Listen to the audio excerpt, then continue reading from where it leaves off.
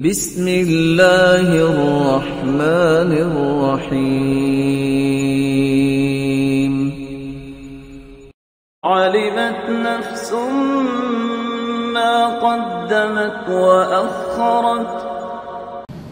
چوتھا دل جو اللہ رب العزت کو پسند ہے، القلب الوجل، قلب وجل وہ دل ہوتا ہے جو اس بات کا خوف اپنے اندر پیدا کر لے، نہ جانے میرے اعمال کو اللہ قبول کریں گے کہ نہیں، مجھ سے کیا کمی کوتاہی ہوتی ہے۔ ہر وقت اس بات کی تڑپ، اس بات کا خوف کہ اللہ میرے اعمال کو قبول کر لے، نہ جانے اگر قیامت کو میرا حساب ہو گیا تو مجھے نجات ملے گی کہ نہیں۔ اللہ رب العزت قرآن مجید میں قلب وجل کے بارے میں بیان فرماتے ہیں، وَالَّذِينَ يُؤْتُونَ مَا آتَوا وَقُلُوبُهُمْ وَجِلَةٌ أَنَّهُمْ إِلَى رَبِّهِمْ راجعون۔ ایسے لوگ جن کے دلوں میں خوف ہوتا ہے کہ ہم نے اللہ کی طرف پلٹ کے جانا ہے، اور کہیں ہماری زندگی کے اندر یہ چھوٹے چھوٹے نیک اعمال جو ہم بطور نذرانہ پیش کرتے ہیں اللہ رب العزت کے سامنے، جتنی نعمتیں اللہ نے دے رکھی ہیں اس طرح کے ہمارے اعمال تو نہیں۔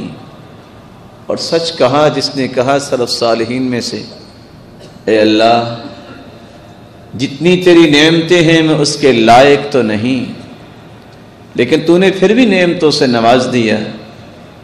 میرے مالک یہ تیری رحمت ہی ہے، جس طرح تو نے دنیا میں نواز دیا، قیامت کو بھی مجھے نوازتے ہوئے جنت میں داخل فرما دینا۔ سیدہ عائشہ رضی اللہ تعالی عنہ نے رسول اللہ صلی اللہ علیہ وسلم سے سوال کیا، یہ کون سے لوگ ہوں گے جو ڈرتے ہوں گے؟ شراب پینے والے، یا وہ لوگ جو اللہ کی نافرمانی بدکاری کرنے والے ہوں گے؟ کہا عائشہ نہیں، رضی اللہ عنہا و ارضاہا، یہ وہ لوگ ہوں گے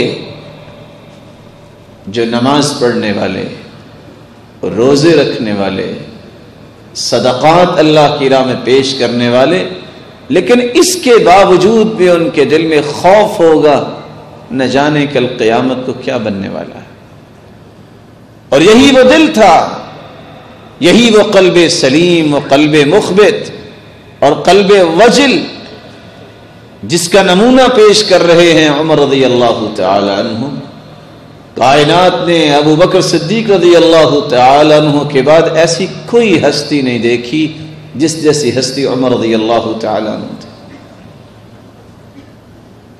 ایسا بہادر انسان جس راستے میں چلتے شیطان وہ راستہ چھوڑ دیتا، لیکن زمین پہ بیٹھے وہ رو رہے ہیں، فَأَخَذَ تِبْنًا مِنَ الْأَرْضِ، اور زمین سے ایک دھاگا اٹھا کے رونے لگ جاتے ہیں، یا لیتنی کنت تبنا، کاش میں ایک دھاگا ہوتا کل قیامت کو میرا حساب نہ ہوتا، یا لیتنی لم تلدنی امی، کاش میری ماں نے مجھے جنا ہی نہ ہوتا۔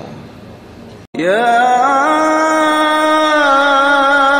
ایھا الانسان ما غرک بربک الکریم۔